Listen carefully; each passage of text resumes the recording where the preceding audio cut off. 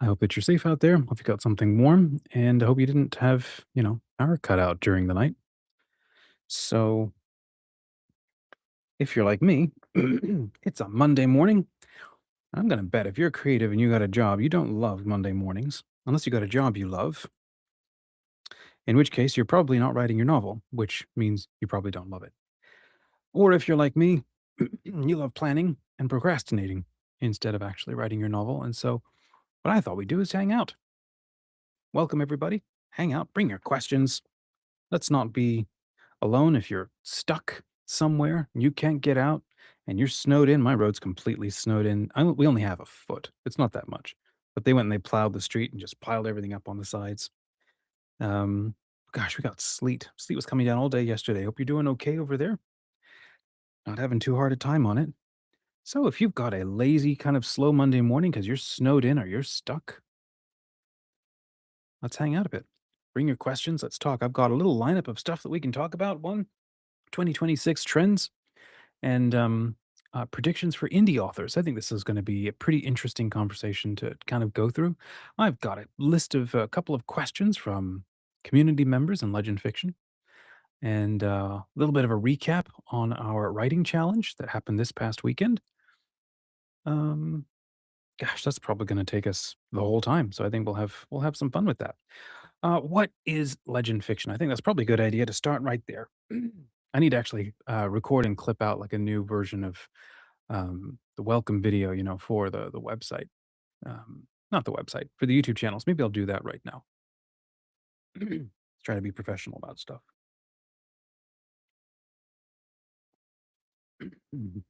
Hi, and welcome to the Legend Fiction channel. I'm your host, Dominic, founder of Legend Fiction.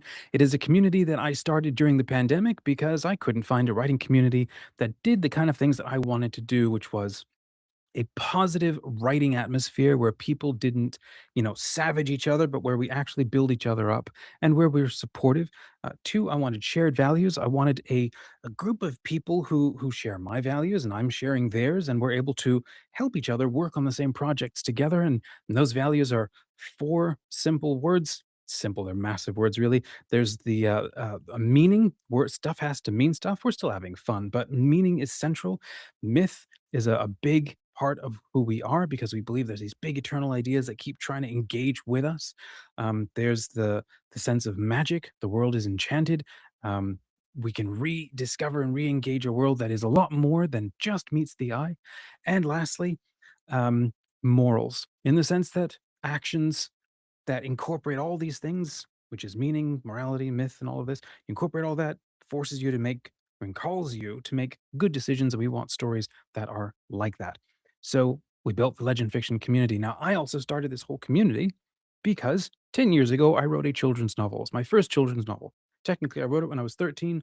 I wrote a sequel when I was 16, and I got to be about 22 and realized, okay, I'm going to publish this thing, but I have no idea how to market it. So I took a 10-year detour to figure out marketing and branding and to start to understand business and what do you do and how do you do it when you have no budget, you have no time, and you have nobody showing up to ask you to do anything. So what do you do? So I learned how to be someone in marketing and branding. So I've now taken all of that and put all of that together. My love for writing. I graduated from the Writers Institute for Children's Literature. Um, Started a community, and I've got a host of mentors and moderators and epic people who absolutely love writing. And we've got a indie authors marketing mastermind that takes everything that I've learned and that I'm doing and that I'm testing and practicing with Legend Fiction and the YouTube channel and everything that I do, put it all together to share it with authors. You don't have to do everything. If that doesn't interest you, you can join our author core level and just get in there, make friends, and get writing and build good writing habits. And then if you want the extra marketing side of things, we have a monthly meetup called the Collaboratory. So that's our Legend Pro level. And come and hang out with other authors also trying to market things. And at the end, we have our creative writing school to help people who want to learn to write the same way that the school program that I went through and that other classes that people have taken that have given them an absolute love of writing.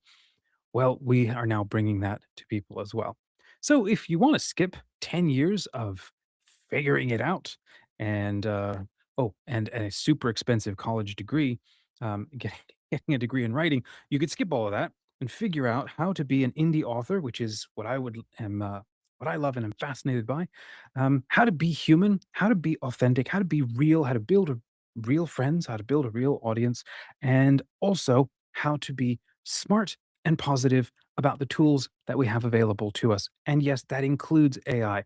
How do you use any of the tools and resources that are out there without losing yourself in the fact that you're in love with writing for a reason and you and I want to show up and be here to actually learn how to be an incredible author. And the rate at which we're seeing blockbusters today, it is possible for indie authors to write a better blockbuster or to write something that is better than a blockbuster. So if any of this interests you, follow the channel, give this video a like and a subscribe, and come and check out legendfiction.com. You can mess around, poke around, have a look at the 30-day free trial. We have tons of things going on all the time because we believe in being ludicrously epic. And if you're trying to build a writing habit that isn't just about, waiting for motivation to show up and support you, it's about building systems and building habits and having friends inspiring you and the epic stuff that you're doing. So there you go. Come and check out legendfiction.com. So there you go. That's what our community is about. Now, I have a cool question from some of our community members that I have not answered. Does a book have to be told in a certain number of words? I'm just going to drop this right here in the chat. It's going to let me do it. So here's a question that somebody in our community shared. There we go. Hopefully the whole thing went through. Yeah. Does a book have to be told in a certain number of words, or is it permissible, maybe even desirable, to share stories with a shorter and more concise word count? So what a cool question. Let me think for a second. Totally depends. Honestly, it's annoying how that's just the answer to everything. It just depends on your genre, it depends on the type of writing that you are, depends on the actual needs of the story. There are some stories that I've read where they go on for way too long, maybe because the author's trying to pad out a word count. And they just could be shorter. Just and be way shorter. The actual action or the interesting parts that actually matter begin a lot later. Um, I think there was a time period where everybody was writing super short, dime store fiction, and it was just everywhere. It was pulp fiction. And so to feel like you were a real author, you had to do a million-word book. I mean, people are probably following the success of like Stephen King or I don't know what's his name, Patrick Rothfuss. I haven't read him, but these books are so much bigger. And authors wanted to feel real value for their money. Not authors, readers wanted to get real value for their money. So having having a big book also feels like more of an accomplishment. It's a harder thing to do. The downsides is if you don't have a story, I think people just padded it out and, added to the word count. Now, the problem is that, there are some genres where you can probably get away with that. You obviously have to have an absolutely incredible story. I've read way too many political type thrillers or trying to be like political intrigue, where it's frankly just boring. And there's no stakes, and I don't care about these cynical, main characters, and they're all very pathetic. And again, there's just no stakes, and I don't know. Now, it may just be that I'm not very good at political stuff. I grew up on watching Cold War thrillers and, those Tom Clancy type stuff. That was my childhood. Um, gosh, what were some of those movies? Well, Patriot Games and Hunt for Red October and all of those. Those were my childhood movies. And then, of course, Game of Thrones, and they do politics and all of that really well. At least I thought they did. Downsides is that book publishers, they don't want these massive thick tomes on the shelf because they just can't sell as many. Now, it is also true that a lot of us are going online, but so we're going online to shop, and therefore shelf space doesn't matter. Um, it is also true that if a book just isn't good enough, it's probably not going to hold your attention the whole way through, unless you're part of a very special core of readers who guilt trip ourselves into reading something all the way through because we feel we are obligated to finish stuff. And we don't like not a TBR pile, but a halfway through pile. We don't like having those. We don't like stuff not being done. And so we guilt our way through to finishing something. Honestly, if it's just not worth reading, if it's not worth your time, you don't have to finish watching that movie. You don't have to finish reading that book. You don't have to do anything that um, especially when it comes to your hobby and to recreation, you don't have to go through anything that's not actually going to be helpful to you, especially if it's not part of the thing you're trying to do. If a book isn't worth it, book hasn't earned it, just let it go. You don't have to leave a review. You can just keep on moving.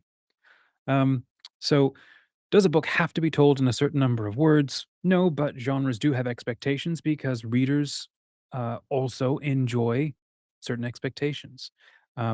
Is a bit of a push pull tension dynamic, situation with the market where we buy what is sold and that reinforces what they sell, but they're also selling because we buy it and that reinforces what they sell. So I'm not exactly sure what tail is wagging what dog here.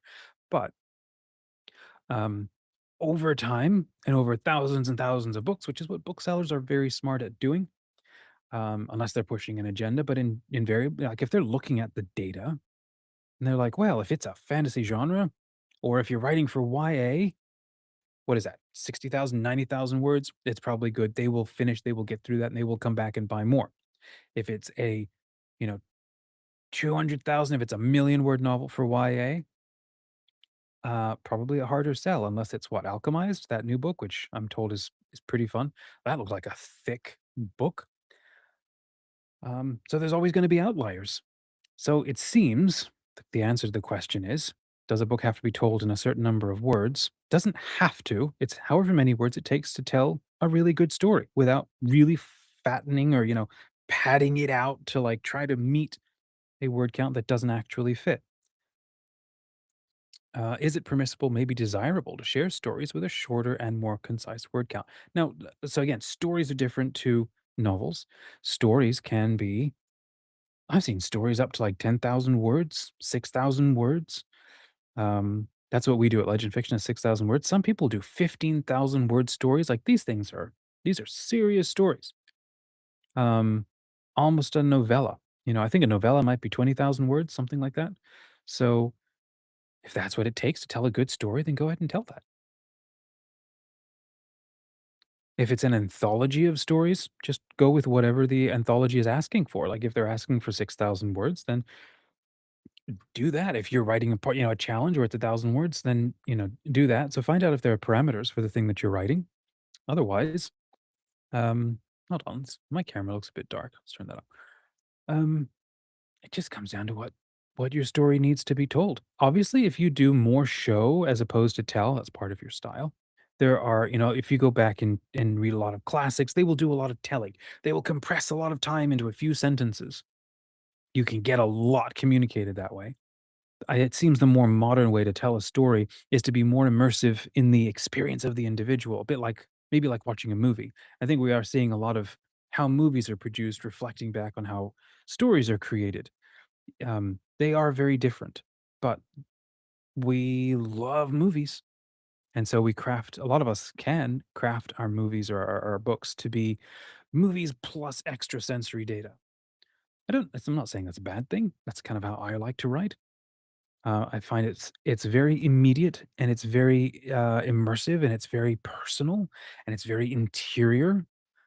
Um, and usually when you do that, that's going to pad your word count because you have to process everything through the experience of a character, which means you're constantly revealing the character and his personality all the time. So yeah, it just depends on what you are writing for. If you're writing for children, very focused short stories, 10, maybe 15,000, 20,000 words, I think. 50,000 for like a grade school novel, you know. I think, I haven't read any modern ones, but I grew up on like Hardy Boys, Nancy Drew. I think those are about 45,000 to 50,000 words. Yeah.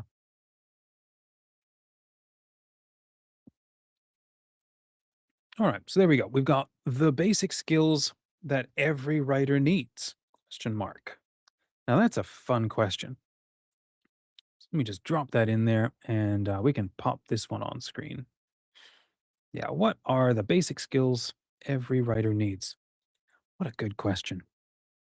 I know there's some default stuff that everybody writes. So I went and Googled online to have a quick look what other people had to say because I started building some of my own thoughts on this. If you've got ideas, let me know.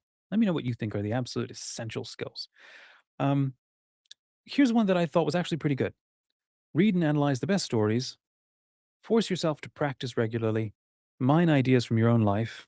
Probably keep a journal, is what they're saying here. Let me scroll down and see what they had to say. Mine ideas from your own life. Keep a story swipe file. Yeah, learn the basic plot lines. I think that's pretty true. I think that is pretty true. Um, you can I'm gonna take all of the skills of writing, like the actual mechanics of learning how to write a novel. So we're talking what you do to get a word count, to translate an idea into text, right?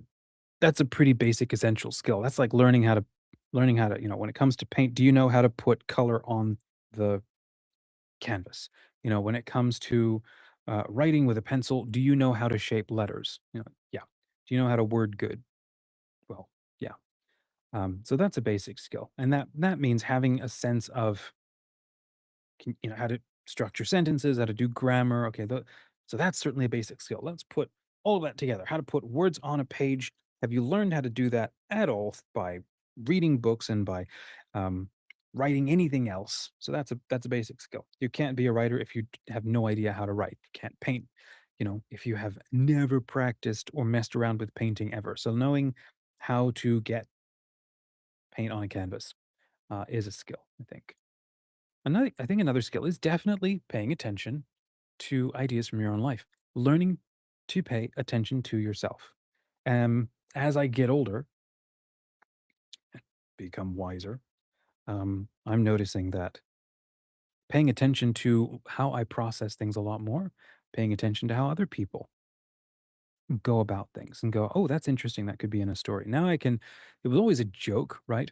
Everybody's saying, "Don't do dumb stuff to me or I'll put you in my next novel and it may not end nice or you may not like it." I'm now at a point where I'm like, "Oh, I can see why people do that now because paying attention to each other, paying attention to how humans work, that's great skill. A great skill to learn how to do." So people watching is one thing people do. Watch movies, right? It's another way. Okay, I know a movie is like an orchestrated story, but it's also a really good example of compressing the complexity of a human into like a predictable kind of a character that can solve a problem, which is what all of us do. When we come up against problems, we kind of collapse all the different things that we're thinking of into how do I handle this particular problem? What version of me is needed for this particular problem? And that's usually what stories are about. There's the version of you that you start with and then realize that version is not going to get to the end of the story. So that version has to change to become a new version. So if you can learn to pay attention to yourself, people watching, self awareness, I think that is a pretty essential skill. Um, I think that building habits is awesome, is pretty valuable because motivation is not going to do it. And I say this as someone who avoided writing a novel for 10 years. Motivation won't carry you through because you'll hit a Monday, like everybody today, maybe, and you're not actually writing. Or you'll let months go by and you'll feel overwhelmed and stuff will be hitting you, coming at you, and life is busy and you'll. So then what do you do? Do you just not write? I'm always impressed at people like, what are those stories? Like, who's the guy who did Fahrenheit 451? Ray Bradbury. I think before and after work, he said he would stand in his basement with a typewriter and he would just type. I so admire that. In my case, I can't do that. I don't have a typewriter. That's my excuse. No, I also don't have a basement. Also my excuse. No. But in my case, my days, maybe this is like you, maybe. My day is very carefully scheduled out the whole way through, don't have a lot of free time. I do have some free time, and then where that happens is kind of where my brain goes, I just want to relax, I want a cheat day, I want to crash because everything is, you know. So what I have not done is exactly what I'm recommending, and what I'm realizing and now learning is I cannot sit around and wait for motivation to write because that will show up like a drip hits the gas tank. Boom, I want to write and I want to do something, and then that doesn't come back the next day, which is exactly what happened last week. As opposed to building habits and then stacking them. How do you get to work? How do you get anything done in your life? How do you get a meal put together? How do you go out and hang out with friends? You have habits. You're going to be this kind of a person. You're going to do this kind of thing. You are definitely not going to do whatever these things are because that's not appropriate. It doesn't work in these environments. You're going to go to these places, maybe say these things to get access to something, like if it's a speakeasy or if it's a bookstore. You're going to act a particular way in a bookstore to get the outcome that you want. So those are all habits. You're going to get in a car. You don't ever think about exactly everything you need to do to drive, to get onto the highway and to navigate town.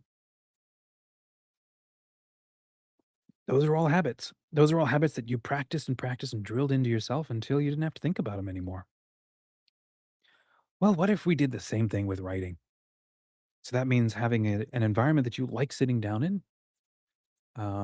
surrounding yourself with a set of rituals, set of things of like something to listen to, something to maybe snack on, or something to smell, something to eat, right?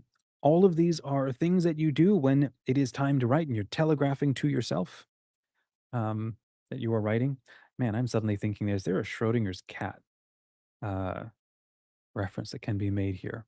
Like, you are ready and not ready to write till you open the box. And that just kind of feels accurate. Maybe some of the habits are simple, like closing everything on your computer and opening your Word document or your project file or your Pinterest board. Although anything with social media is probably going to be a question or a problem. Um, you know what? Time management is probably another one. Let's do that next. Excuse me. Um, so that way, as soon as a particular time comes and you think about this and you sort of think it through and prep it through the day before, when the time comes, you come and sit down, and maybe as you're just beginning the habit, you go 5, 10 minutes. We're just going to sit here, do 5, 10 minutes, and I'm going to write out 3 words. I am here, or I am a writer. Yeah, that's still 3 words if you contract it. And maybe that's all you have to do for the first couple of days, right? Or maybe you just read through your notes again. You're associating doing creative stuff with you sitting down or you being in that place. It could be, some people are great in cafes or libraries, whatever it is. Can you count on it? It's probably a good thing to be able to do. It's like being able to go to sleep. It's like when, what is that thing? Like when you're in Minecraft, right? And it's like you can't sleep because there's mobs nearby, right? I think a lot of us are like that too. When it's time to go to bed and you're lying there and you're sleeping, well, it's because there's mobs nearby and you just lay there for hours. Well, the mobs might be inside you and they might be in your mind, and you're stressed about the day and things aren't finished and you're worried about tomorrow. And so, yeah, you can't rest because your body doesn't feel safe to rest. And that's probably another skill. You know what? I'm a genius. I should probably write stuff down. So we've got, there's writing good. What did I just say here? There's writing good. There's habits. There's time. There's self-awareness. Darn, I had another one, I forgot it. No, probably sleep. I think those would probably be the top 5. Let's keep going. Um, so building a habit is not about forcing, can't be about forcing, because I think you probably know as well as I do, when have you ever led a horse to water? When have you ever forced a dog to do something it didn't want to do? Or your cat, or your neighbor, or your friend or family member or something? You might have sort of won a battle in the short term, but if they resented it, what is that line? Person convinced against their will is of the same opinion still. And it's going to be exactly the same thing with you and me. If you're forcing yourself to do something that you don't want to do, or it's being done in the wrong way, point will come where you will either burn out or you just won't come back and do it. This is one reason why I don't think it's helpful to try to tell yourself to act like a bunch of other authors that you want to be like. It's important that you figure out how to be the author you are. Um, And so when you flip it, when you absolutely love something or when you enjoy it and when it's fun, you're going to learn how to do it so much faster. You're going to want to come back to it. Uh, all of you is like aligned and like, yeah, we want to do this thing. This is a really good idea. We should do this. So how do you do that for writing? And that might come down to you. And maybe it's something you can only do at 1 a.m. in the morning because finally everybody's left you alone. But again, going back to the sense of like, being asleep and all that, you can, you know, you can finally sleep when you can finally relax and let stuff go for a minute. And it might have not actually totally gone away, but could have you found a space in between your thoughts that did allow you to rest. I think that that can be the same thing we need to do with our writing. Again, for me, I'm throwing myself up here. I'm trying to solve my own problem here. Trying to build a habit of writing. What are the things I need to do? Well, some of them are actually everything around the actual process of writing, because that's what's stopping it. I don't have a good system for my day. So I need to tackle that. I need to build up a systematic day that I can count on. Kind of like going to sleep at the same time so that your body can count on the fact that there's a cycle and you can go to sleep and your body can count on it. So I need to be able to count on my days. Is that even possible for you? If it's not possible for you, it might be really hard to get into doing something creative. And actually, that makes life really tough for us creative type people. If you're working in with an agency or if you're having to do creative stuff all the time, you're having to learn specific skills and then spam those skills no matter how you feel. At that point, you're not actually maybe being creative. You're doing a lot of recombining. So make sure you got a cheat day in there somewhere. Make sure there's some self care. And that's probably kind of where I'm getting at is the sense of self care. Same way that you're supposed to go to sleep on purpose because sleep is not just an important part of your day, it's an intentional part of your day. We sleep not just to wrap up one day and to begin the next, but to actually go to learn stuff, and to actually sit with ourselves and be quiet. Kind of let the body sleep and then let your consciousness marinate in itself away from your daylight consciousness, right? Your daylight laser attention. Sort of get out of that for a minute. Be in conversation with yourself and see what you can learn. And not just with yourself, but with everything that can also communicate with you. Returning to the sea of consciousness, right? The drop in the water stuff without losing your sense of self. Drop in the ocean. Um, that's what sleep is. It's an important thing. Creativity comes from that place, from that space where you go when you dream. That's where creativity comes from. So if you're never nurturing that, well, it's probably a good idea too.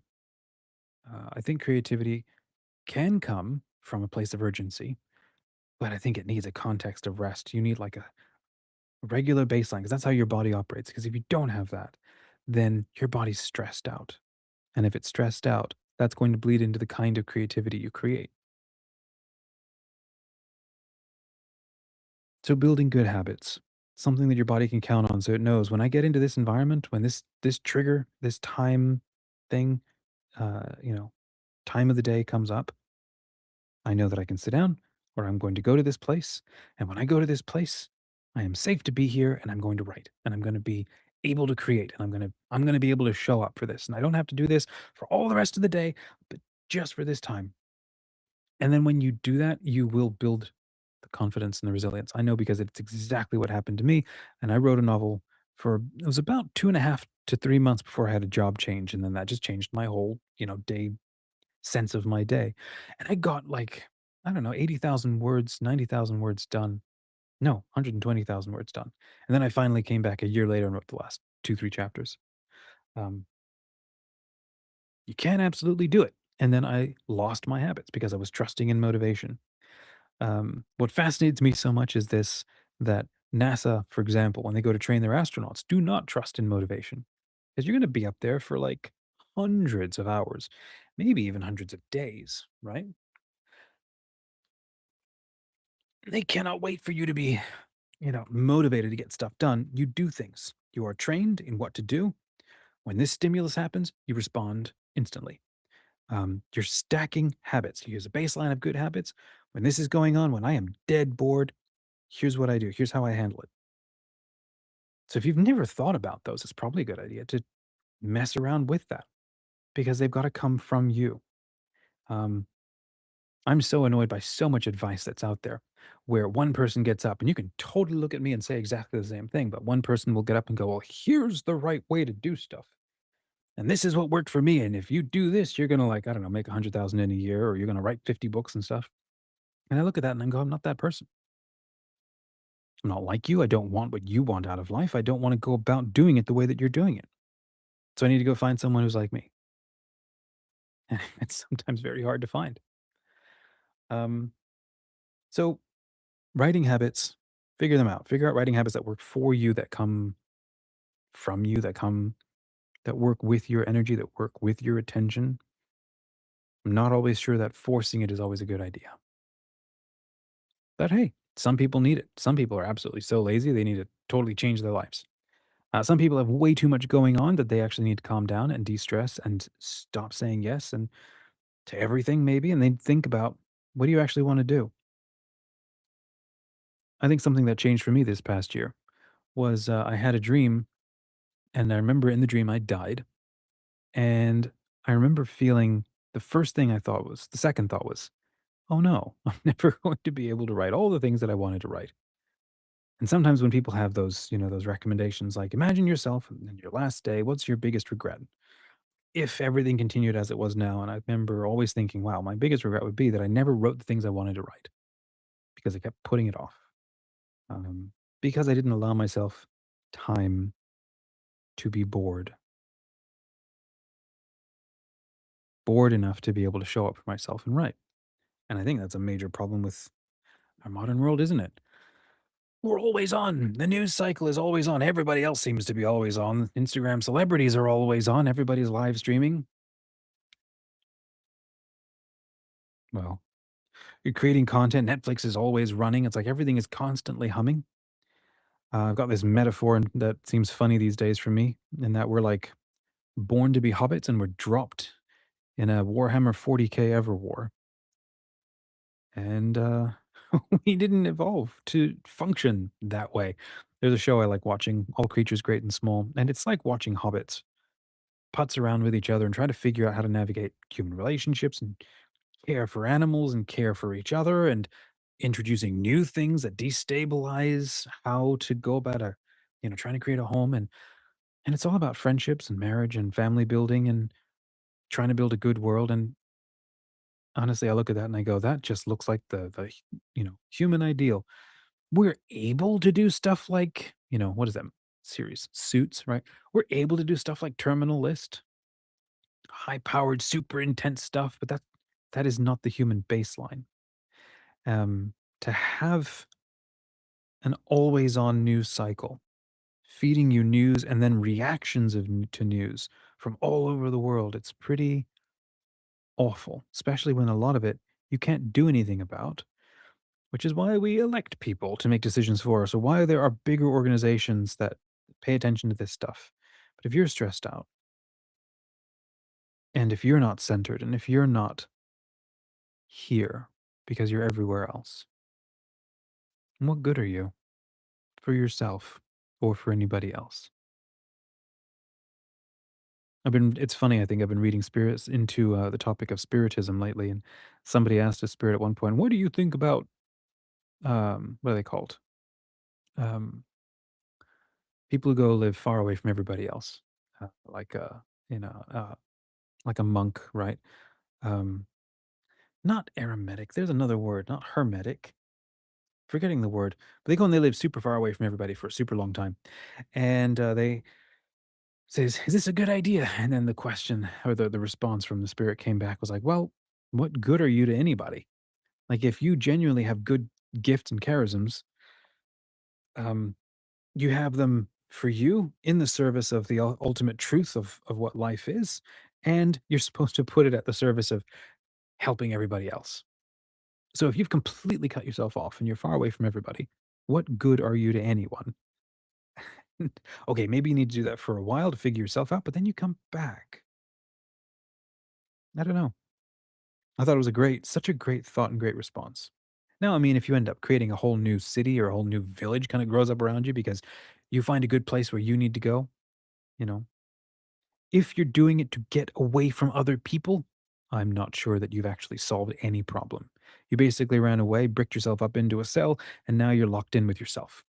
Plus the rest of the entire spirit world that you've bricked yourself in with. They don't care about doors. Um, but if you're doing it because, for example, you genuinely need to detach from everybody else to kind of rediscover yourself. Hey, we're kind of talking about authors here too, right? Rediscover your sense of self. And then maybe also there are some people who do recognize that they may not be called to be in conversation with other people, but they may be called to be, excuse me, in conversation with or helping or healing a place, the land, the animals of that land. So my takeaway is, and I think this is the same for authors, like we think a lot like, oh, if I could just get into a studio apartment, if I could get away from everything, man, it'd be great.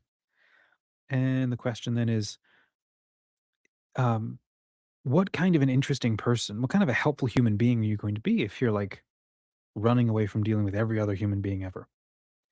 Um, what good are you? Right. I think as storytellers, we're called to be in dialogue with other people, conversation with other people, and we do it through books. Other people get on stage, other people do it on YouTube, right?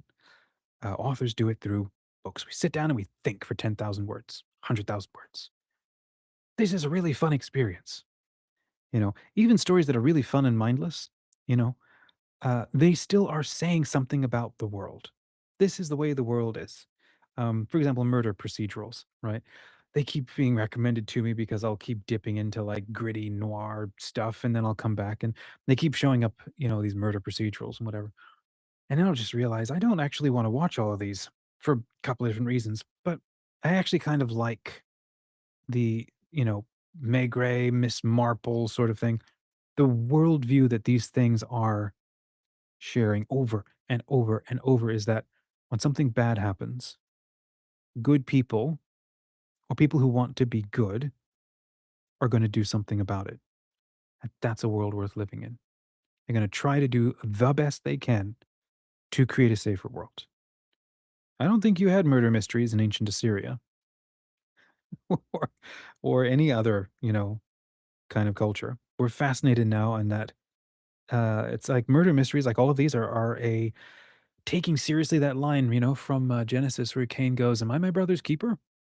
And every murder mystery goes, "I am my brother's keeper." I just watched, what did I watch over the weekends? Probably why this is coming up a lot. His and Hers, um, with, John Bernthal, and I forget the name of the girl. And that was so fun. My goodness, 6 episodes. It did not let up. I did not expect to be so pulled in. They said everybody who watched it get pulled in, and I thought, "Yeah, right, let me go give it a try," because whatever, I'm a tough nut to crack. And then after the first episode, first and, half into the second, I'm like, "Okay, this is there's something here. This is great." And it ended up being such a fun, so fast-paced, so fun, gripping, and then with a twist you would not believe all the way at the end. Um, I was getting to the end going, "There's still a half hour left on this thing. How is there still a half hour?" It was great. Um, but what's the point of that? It's like no matter how bad we are, there's a way that we can work out or seek, redemption or trying to become a better human being, better person when we go about trying to solve everybody else. The difficulties that they're going through. How do we lift up or how do we help heal or how do we bring about justice to help others? I think that's a pretty good message. I'm a little bit derailed from the question I was trying to answer. Okay, so we talked about there's the basic writing skills, there's stacking your habits, and then there's self awareness. And the last two skills that I do think are essential is time and sleep. And these are probably shorter, but I think time is can you manage your time? Are you able to control your time at all in any way? If you have people like your boss calls you whenever they want or can, or families call, members call you whenever they want or can, or friends can drop in completely unannounced and all of this, and you have absolutely no ability to control your time, it's going to be really hard to find that place of stillness and rest inside you so that creative stuff can start to happen, right? So what do you do about that? Friend, I don't know. I can't answer for you. It's something you will have to figure out for yourself. But there are some pretty basic things that do seem like a good thing. One is, do you have a system for how your day works? Or is your day crazy and unpredictable every single time? It is possible that you have a personality type that needs a crazy, unpredictable day. If you can figure that out and how to make writing work, that is fantastic. And you need to let me know what your secret is because I don't know how that. I don't think most people are like that. I think that a human body, no matter your personality type, needs routine, regular days or events. I mean, you need water every day. You need 2 to 3 meals, right, every day. You need sleep every day. So there's certain basics. You need a baseline of safety and calm, a roof over your head, people not actively out to try to harm you, right? Um, there's a baseline of predictable rest that a human body is supposed to exist in. So if you can find a way to create that. Now, if I don't know, if you're like a teen or not a teen, if you're a college student and everybody's coming in and out of your college room, right? Maybe that's not a good place to try to write in. Maybe you need to go to the library, find one of those little rooms or one of those alcoves or some place where you can control, okay, where you can control who is able to interrupt your time. Because what are you doing when you sit down to write? It's kind of cool. It's the same way that when somebody sits down to read, you're hallucinating vividly while you're turning, um, slices of a tree, right? Or you're sliding through light and you're hallucinating vividly. Well, you're doing the same thing when it comes to writing. You're sitting down and you're starting a session of active contemplation. I'm going to actively kind of disassociate from being me and maybe kind of disembody into this induced kind of dream state. And I'm going to channel that and I'm going to try to write that down. When you're, the research into how astral traveling works and stuff like that, you need to like block out light. You need a quiet room, sensory deprivation tank. Your body needs to know, like, we are totally safe right now to be able to do this thing. Well, authors need that too. Fiction authors, you need that exact same sort of thing. It's not a sensory deprivation tank, but do you have some kind of sensory sort of control situation? Because if people can come in and interrupt and shift your focus and split your attention and, derail or detract you, that's going to be so hard to be able to keep up any sort of writing habit. So it's a massive favor to yourself. And it's a way that you telegraph to yourself, I'm here, I'm taking care of us. This is important. Therefore, we're going to do the things that are going to help make it happen. Um, Gosh, could be the basement, could be the attic, could be a friend's house. You could, I don't know, schedule something. There are offices you can like rent or something. I don't know. It's probably expensive to do that. So, can you control the time that you spend when you write? Can you make it predictable?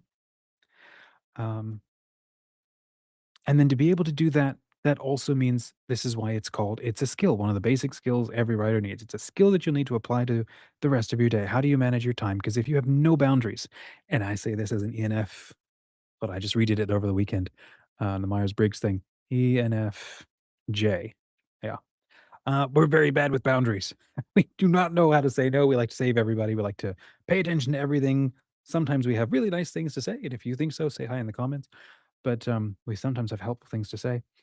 But we're very bad at boundaries, so we have to actively pay attention and work at boundaries because they feel very uncomfortable. The moment you have to create a boundary, it's because somebody has broken it. They didn't know that you had one. You did, and you're not happy about that. Otherwise, you're not enforcing it, right? So, it might be, no, this person can't do this at this time. No, they can't call you or demand whatever they want. No, they can't, whatever. Learning to say no. I'll tell you what's been a personal inspiration for me. I took one look at it and thought, oh, I want to be that kind of person. I was watching Reacher from Prime, and there's these moments where somebody wants him to do something he does not want to do, and I just love how he just stares that person straight in the eye and goes, "No." No explanation, nothing. I look at that and I go, "Man, I need to be more like him," because everybody just think, I mean, not, they do it because I let them, right? They Slack me, they email me, "Hey, can you do this?" They text me, "Hey, I need help on this." And because I'm a, you know, I don't know, bleeding heart caretaker, I like to take care of people. Don't like confrontation, stuff like that. In general, there are some people who thrive on it. Dwight Schrute. I am not Dwight Schrute. Um, I have to learn to say no. And things get better when I do. Like almost every time they get better when I do. Because then they understand no. And then you got to curate that and cultivate that boundary, right? If you got any questions about this stuff, say hi if you have a hard time, or type the number one if you got a hard time with maintaining boundaries. Um, because then here's the other thing. As soon as you create a boundary, the narcissist is the one who goes, it's like, why did the narcissist cross the road, right? It's because it was a boundary. Um, Sometimes you may not need to be home. If everybody knows that's where you are, if you're trying to write and you want to feel safe doing it, you need to go somewhere else. Totally get away. So, can you control your time throughout the day? You're already kind of doing that when you punch in and out of work, your drive home, maybe, or your commute, or maybe you're remote. If you're working remote, kind of like me, I work remotely. Okay, 24/7. I'm always, for the last 10 years or so, been working. Well, maybe 10 years. Been working remote. And when you're home, man, you can get so lazy and you can get so comfortable. Having a rigorous system actually is the only thing that has saved me. Um, I'm curious if you have found ways that make it work for you. You've got relaxing times, obviously, then you got really structured for most of your day. You want to get stuff done. It's also something that creates predictability. And the human body, right? Well, it loves and thrives in predictability as a calm baseline so that your mind can go off and do whatever it needs to do, whether it's things like engaging with things that are slightly scarier or riskier, like job hunting or interviews or trying to live stream on a Monday during a snowstorm, right? To want to hang out with people. All of those riskier kind of things, they feel impossibly more risky when your body's in a state of stress because you don't know when your next meal is and you haven't created a regular day that your body can count on, you can count on. But if that's going good, stress is lowered, more freedom to be creative, well, you've got more energy to tackle risk.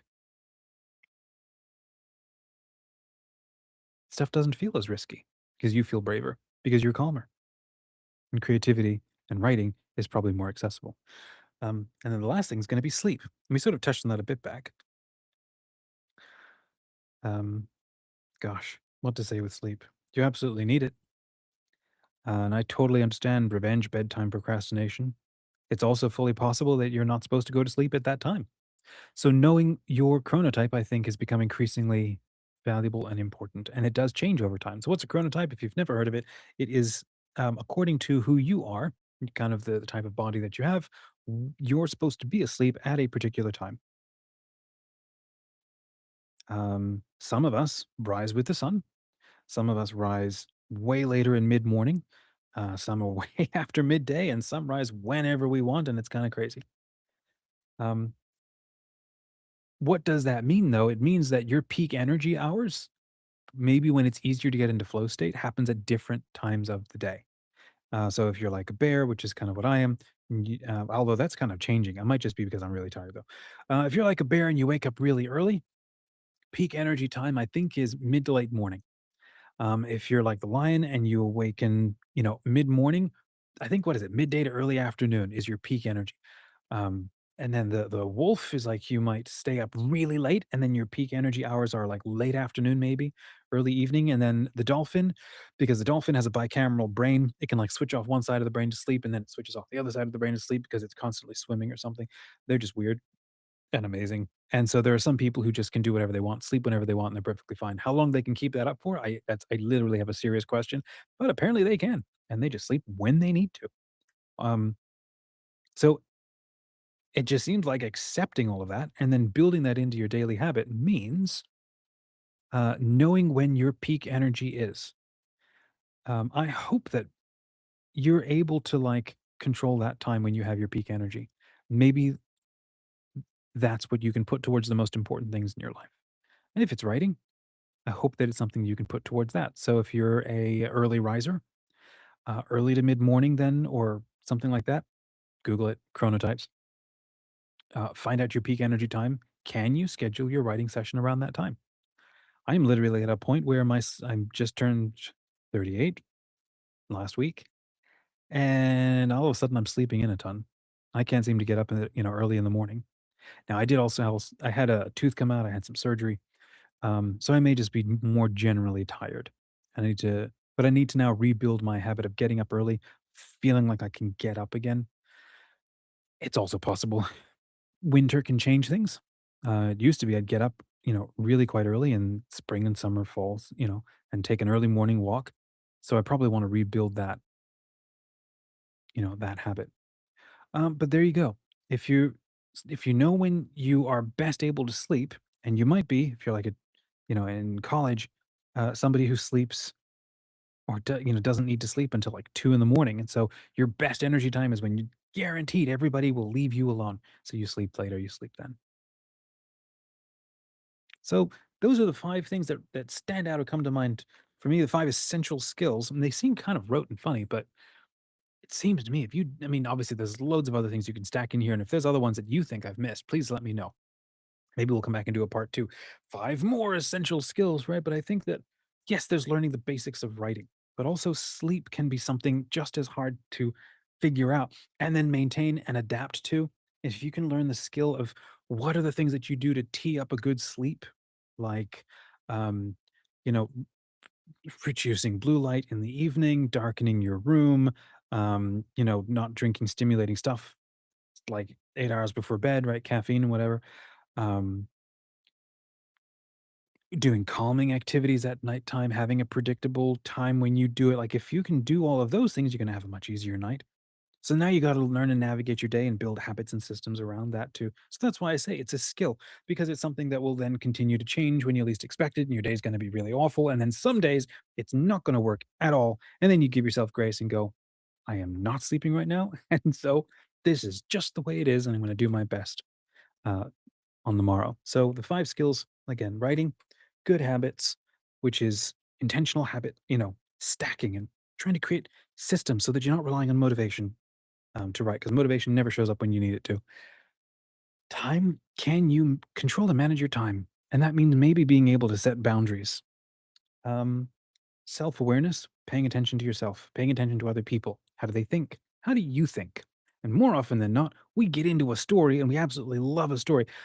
Unless you're the kind of author like Dean Koontz, right? Or Agatha Christie, where you're just able to pump out stories all the time because they've figured out something predictable about their main character and they can just stress test them in a ton of different ways. For most of us who are trying to figure out why we're writing it all and we're figuring it out for the first time, you're in love with that story because it's revealing something about you to yourself. And sometimes you have to write a whole 100,000 word, all the way through it before you can finally go, oh, this is why this story matters to me. And if you're like me, you've got like 50 stories rattling around and you're like, I don't even know why I love this one until I spend time messing around with it and writing it. So self awareness, practicing knowing yourself. What you think, what kind of person are you? What kind of personality type are you? There are so many cool personality tests. All of them can give you little edges on here's how you are in your good state. Those are always fun to read. And here's how you are in a compulsive or an addictive or negative state. Like, okay, those are the areas to work on. I don't like to look at those, talk about those, but I mean, what else are you here for if not to figure out how to, you know, strengthen all of your weak areas so that you can be a solid, rounded, awesome human being? That's exactly what stories are about, isn't that it? Stories like I think I'm this kind of person and I am awesome, and then life smacks you in the face and like, okay, I need to adapt so that that doesn't happen again and solve that problem. It's exactly what our characters go through. Well, you're the character in your own story. It's exactly what we need to do. So learning about yourself. Um, and then lastly, like I said, can you figure out a skill or how to navigate sleep? So there's a big long question or a big long answer to that question. And I hope it was helpful. And if you're catching the replay, friends, let me know what you think I should have covered. Okay, I think that's good enough on that question. I've got this really cool article I wanted to go through. And maybe we'll just do that. And if you're hanging around and we can go through it together, and I would love to know what you think. This is, let me screen share and I'll pull it up here. We're just hanging out for those who are just dropping in. It's a snow day on a Monday, and we are hanging out because there's nothing else much maybe going on, and we want to talk about fiction. So if you just joined, say hi. Nice to see you. All right, let me see if I can do. I think that works fine. Am I in the center of this thing? Ish, kind of. Let's move the camera a little bit. There we go. 2026 trends and predictions. I thought this would be really fun to talk through. Somebody sent this to me. He goes, hey, look, Joanna Penn is massive. I guess I have no idea who she is. So if you've read this, or this kind of thing interests you, I'm fascinated at being an indie author. I don't know if I'll ever get traditionally published. I think I'm too impatient for that. I actually really like the idea of being an indie author. And yeah, I know it comes with a whole lot more like effort and sacrifice and whatever. But it also means you can control more of what you're doing. You can do it at your own time. You can make the friends that you want to make. You could probably make more of the royalties you want to make. All of that kind of thing interests me. But I also like the idea of being able to build up my own brand, my own relationship with people, my own friendships with them. So it seems that indie authors and the number of tools that are showing up for indie authors is just absolutely exploding, which is kind of like this is a really, really exciting time to be an indie author. It also means you, whatever you think or believe, you don't have to sign that off to some traditional, I don't know, whatever publisher with an agenda that doesn't like what you think and doesn't like what you want to write. And so you got to change who you are and you got to cut stuff out that you kind of think or no, my audience actually wants it. And you see, yeah, you have to draw the, be honest about, do I want this? Whoops. Do I really want this in here? Does my audience actually care about it? I feel I need to be really honest and connect with my audience. You can do that as an indie author. It's probably harder. Okay, there's trades. You might get a whole ton of sales. But it also seems like there are people who are seriously paying attention to indie authors and who are picking them up and exploring and seeing what is popular, and then either trad publishing them or giving them really special deals. So it's an awesome time to be an indie author. It's also another thought, and I forgot what it was. Um, I mean, the tools are all there to help you to do it. So let's go through this article and see what we shall see. Again, I have no idea who this is, and I don't know where this article goes, but it seems like it's a in-depth kind of fantastic thing. She writes nonfiction for authors, award-winning New York Times USA best-selling thriller author J.F. Penn. So awesome. Lots of podcast stuff. Highlights of what she's talking about. Indie authors are selling direct through Shopify, Kickstarter, and local in-person events. That's true. You know what's also really cool is there's this website called Fourth Wall that's really helpful. I went to go and I'm testing it myself because I like to test everything before I recommend it. So you can build a free store on Fourth Wall, which is pretty awesome. Now think about this: if you're an author, right? If you're an author and you're building like something on YouTube, so you can hook up a Fourth Wall account to your YouTube channel, and I think you might even see it if you're watching this live stream below this video, you might see like maybe there's some products or something. You can take your book and publish it through your Fourth Wall like an ebook. You could sell a print book too if you want it, but then you gotta probably handle mailing it. So I like to think of ebooks. You could put your ebook through Fourth Wall, hook it up to your YouTube channel, and you can get everything done in an hour. It's amazing, and it's totally free too, which is why I love Fourth Wall. But and then you can have that book show up underneath, you can tag it on your YouTube video. And so then YouTube is your algorithm, like KDP used to be your algorithm for not used to, still is, for helping people discover your books. But you can now, for example, use YouTube as a direct algorithm for discovering your books. So if you can figure out how to do a good YouTube channel, I'm not saying I can, but I want to figure that out too. Um, you can just attach like your book right below the video, and there's your discovery algorithm. Like that to me is fascinating. And I think 99% sure that not only does Fourth Wall get they get paid when you get paid, but I think YouTube does too. They might get a little something. I don't know. Um, So that plus if you can get monetized, those 3 things, it tells me like, YouTube is I know that they've been wanting to improve how shopping works. Like if you add a shop to your YouTube channel, so Legend Fiction has one. If you go and have a look, we got a little shop on our YouTube channel. YouTube wants to push that. I saw an early headline about that, and it may be past news already. But that tells me that, okay, social shopping like on Instagram and TikTok, if YouTube wants to roll that out too, that means they're gonna be more incentivized to encourage discovery to the shop, especially if they can get a cut of it. So that fascinates me for fiction authors. If you go in on YouTube, what happens? Now you gotta figure out how to talk and do all the, word good stuff.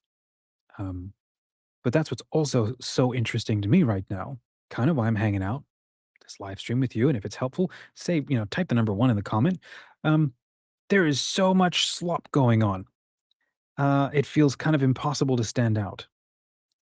So being really genuine and really human, that's kind of my gamble. Like I think that if you can just literally show up and hang out with people, I think YouTube likes live streams. So I'm trying to think if I can go and test this stuff, other authors I might be able to learn stuff and be able to share it with them.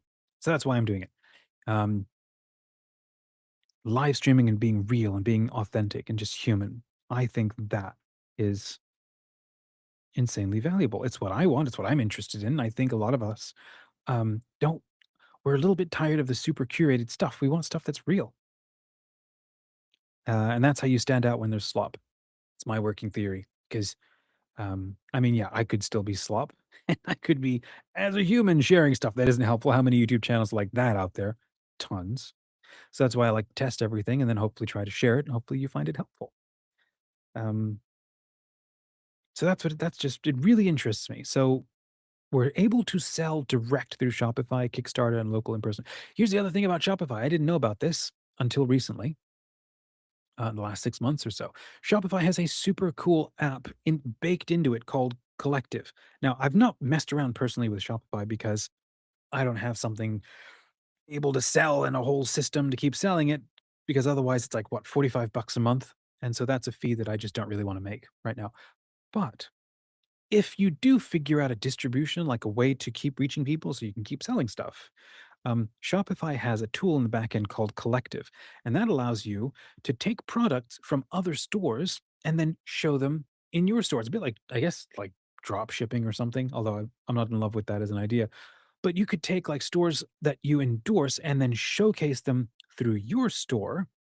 So, for example, you might have a gift that a ton of other stores don't have. Like all they want to do is focus on their products, and you might have a channel and you might review stuff or you might talk about super fascinating, interesting stuff. And then you can have their things on your store. And then every time it sells, you get a cut and they will pre agree with you and you'll sign a little agreement.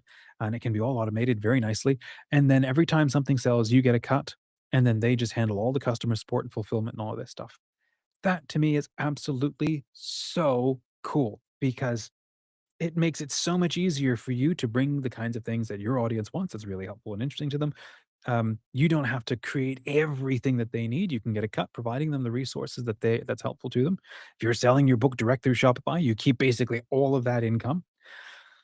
Um, that to me is absolutely fascinating.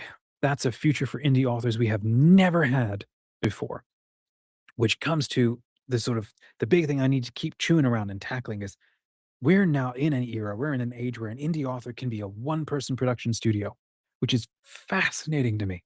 Whether it's, not just writing the book, but the tools now have become so much easier where you can create your own website and manage it yourself. You don't need somebody else. You can create, um, gorgeous art that captures what you're doing, that shares your world on your terms with people. I think that's amazing. Um, You can create and sell your own content without needing to go through or wait for permission from somebody else. That's pretty incredible. And it can be beautifully easy. The tech has now made it so beautifully easy. Now the thing that's kind of hard is, can you build the habits so that you can actually get stuff written and done? And then what do you need to do or how do you need to show up by picking a lane and sticking with it? Whether it's picking one social network, one social platform, and then creating content so that you can borrow that algorithm and get into that algorithm, and then send people to something like your blog to capture emails so that you can stay in connection with them. Also, something super crazy easy like Substack is just, I absolutely love Substack. I've got like 5 blogs on it. Man, we're not even getting through this article at all. There's so much here, but hey, we're just going to hang out for a while anyway.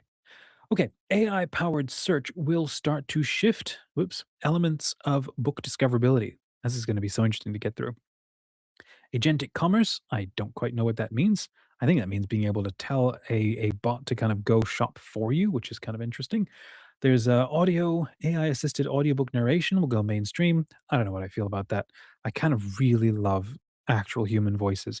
There are places where this is helpful, and some authors can't afford anything else. Um, but they are also getting better. So I don't know. If it works for you, go for it. AI assisted translation will start to take off beyond the early adopters. That's already showing up on YouTube, where you can, on the fly, which is incredible, change the audio.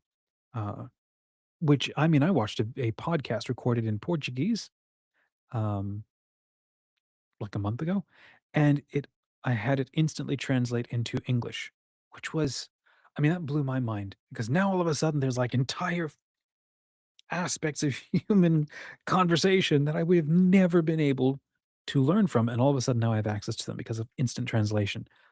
I still haven't wrapped my brain around what's possible with that. Okay. AI video becomes ubiquitous. Live selling becomes the next trend in social sales.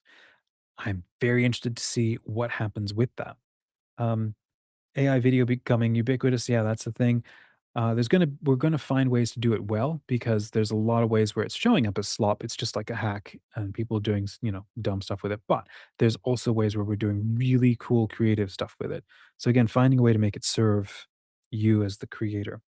Also, AI will create, run, and optimize ads without the need for human intervention. So that's going to be interesting. See how that goes. They are getting a lot better at that. And then 1,000 True Fans becomes more important than ever. And that, again, that's what also super fascinates me. The bar is lowered, or it's become so much easier for an indie author to be able to explore how to make things work for you. Um, my wife is fascinated by a musician, for example, like Enya. Now, I don't know personally anything about her, but she loves to say Enya is, for example, is not Taylor Swift in that she was or is super successful, but she never apparently shows up and does interviews. She never does anything she doesn't want to do. She's in her castle. I think she has cats. And she just shows up with another single or I don't know, a banger of an album, and everybody is in love with that, and it's amazing. And then she goes back to her castle and nobody hears from her again. It's so cool that you can do whatever you want. Now, in her case, yes, she's built up an audience. She can now afford to do whatever you want. So there's probably a point at which you need to play around or mess around with the game, learn the skills, or partner up with friends who can help you. I think that's also going to be a thing. But finding 1,000 true fans, man, if you got 1,000 people sending you $10 a month to encourage you to write the thing that they absolutely love, or you can serial blog that thing, like, man, what a goal. That's been a goal for a long time. And that's all you basically need to survive. Unless you're living in America where everything is like, it's just a luxury to sneeze. Okay, so let's keep going. This is going to be interesting. More indie authors will sell direct through Shopify, and there's more companies like Book Vault. They're offering more beautiful physical books. If you've never seen Book Vault, it's amazing. I have been waiting for Book Vault to figure out their ebook side of things, and then I wanted to like, I was struggling with Ingram. I did not like Ingram, especially when things go wrong. They didn't support anything. Uh, Books not showing up, covers showing up wrong. And I was all I wanted to do was sell ebooks. I just wanted an easy way to distribute ebooks, and it became so painful. I wanted to dump that and just go with Book Vault, but Book Vault didn't have the ebook side of things. So I'm still waiting. It's been like easily a year and a half that I've been sort of watching that. They still haven't updated that. I okay, whatever. That's their thing. So I just dumped Ingram, downloaded everything, reset it all up in KDP, and that's just where that is now. Moving forward, the next thing that I wanted to do is hub share, partly because it's what we do in Legend Fiction is we create um what do you call it? Book anthologies, right? Of stories from our community members. And I'm very interested in the idea at some point in the future of maybe Legend Fiction becoming like a press or a publisher, because there are some authors in there who are absolutely stunning. So if we can figure out stuff like distribution, automated royalties, that kind of thing, and PubShare helps with that. Plus, it not only gets it on KDP, but across a whole bunch of other places too. Seems like a really, really cool tool. So I'm interested to keep messing around with that. Anyhow, so Book Vault is awesome. Let's see. This trend is not a surprise. Selling direct has been a trend for the last few years. It's going to continue to grow in a way that independent authors become even more independent. And I do think it's fascinating too, because a lot of social platforms are recognizing that these sort of mega celebrities, mega influencers have been dominating the feeds because they are just so good at what they do. They've understood the game, they have played it hard, they have earned their way to the top, or they have hacked their way to get everybody's attention. And the social platforms realize that everybody is tired of seeing the same 50 faces or 200 faces. So there's a lot more surfacing up of smaller creators. That's been a whole big deal for all of 2025. Possibly learning from what happened during the pandemic is they surfaced a ton of new people and then gave them a shot at the limelight, see if they could um, emerge because they want it's a discovery engine. And so as the AI and the algorithms that keep getting better and more refined according to your interests are going to go out and keep trying to find for you the creators who are most like you or who have what you want. So it's a really fascinating time now where you may not even have to be totally that good, which is I don't know, probably makes a ton of people mad. But it does seem to be if you're showing up and you're real, people are looking for this kind of thing because they're exhausted of not only the 24/7 news cycle, which I am, because and I just don't follow the news at all, except for maybe 5-10 minutes at night, because I don't have time to know what's going on. My priorities are, yeah, taking care of my family, my job, and then trying to write or be creative and keep my community going. Um, we're never going to get through this article. That to me is also an encouraging, sort of fascinating tidbit. Now is a phenomenal opportunity to start doing something. And if people like you, they continue following you because that's how it works. That's how it goes. Like attracts like. You probably like to follow people who look like you, think like you, talk like you.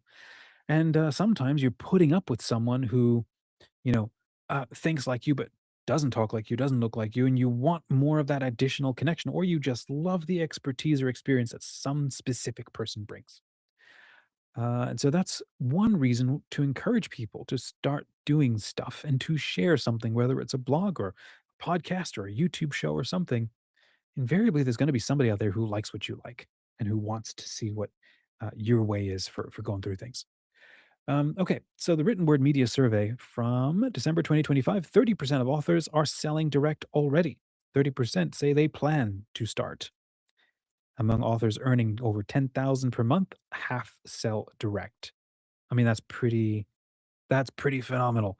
Um, I don't remember the name of the guy, but he wrote the book The Witches of Scotland, and he's got a very successful Kindle series, and he's talking about how he's made Kindle work for him really, really well. I think his first novel he gives away for free, but then he's written like 15 other books or something, and he also sells them as a bundle, or he takes the whole bundle and he puts that on Kindle. It's just really quite amazing what happens once you've got a trilogy or you've got a couple of books. Amazon loves to see that. Um, Man, so I'm just fascinated at the idea of like, oh, what if you were to sell your books that way through Kindle, and what if you're offering them as well for sale through, um, you know, direct as a sale under your YouTube video? That's kind of really interesting to be able to sell direct. The tools are so much better now for this. There's also tools like books.buy, which I think for about $100 a year, I think, you not only get a beautiful author website, um, but it makes it easier for you to sell your ebooks, or sell your books directly to people and keep more of your royalties. Yeah. So that's also a tool that's out there. Selling direct is an advanced author strategy, meaning you have multiple books and you understand book marketing and you have an email list already. So there are some of the things that you have to stack together.